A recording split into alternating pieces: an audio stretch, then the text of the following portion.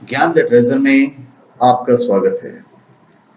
और हम आपको बताएंगे भारत के एकमात्र शमशान घाट के बारे में जहां मुर्दों से भी टैक्स वसूला जाता है। और ये जो परंपरा है वो 3000 साल पुरानी परंपरा है। काशी का मणिकर्णिका शमशान घाट के बारे में मान्यता है कि यहाँ चिता पर लेटने वाले को सीधा मोक्ष मिलता है।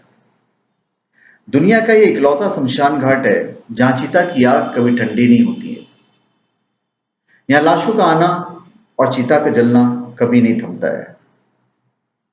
यहाँ पर एक दिन में करीब 300 शवों का अंतिम संस्कार होता है। लेकिन मणिकर्णिका घाट की इसके अलावा भी अन्य कई विशेषताएं हैं जो भारत के किसी अन्य शमशान घाट में नहीं है। ऐसी ही दो विशेषताओं के बारे में हम आपको बताएंगे। एक तो मैं आपको बता चुका कि यहाँ पे चिता कभी नहीं बुझती है।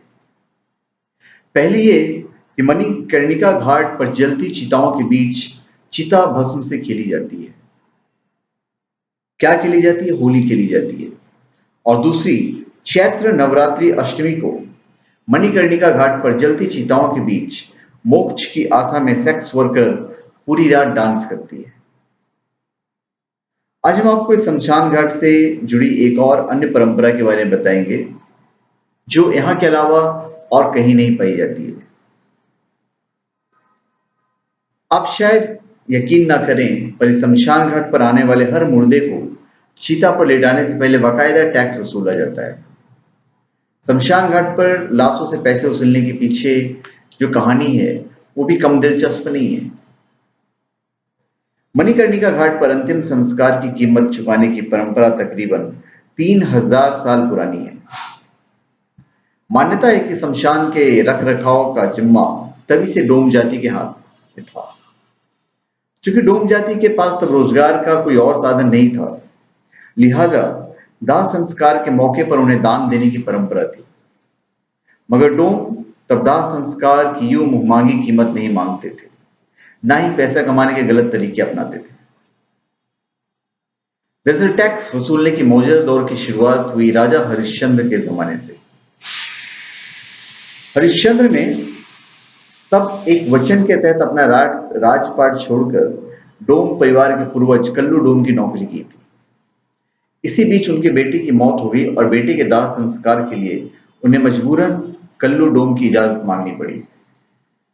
चूंकि बिना दान किए तब भी अंतिम संस्कार की इजाजत नहीं थी, लिहाजा राजा हरिश्चंद्र को मजबूरन अपनी पत्नी की साड़ी का एक टुकड़ा बतौर दक्षिणा कल्लू डोम को देना पड़ा।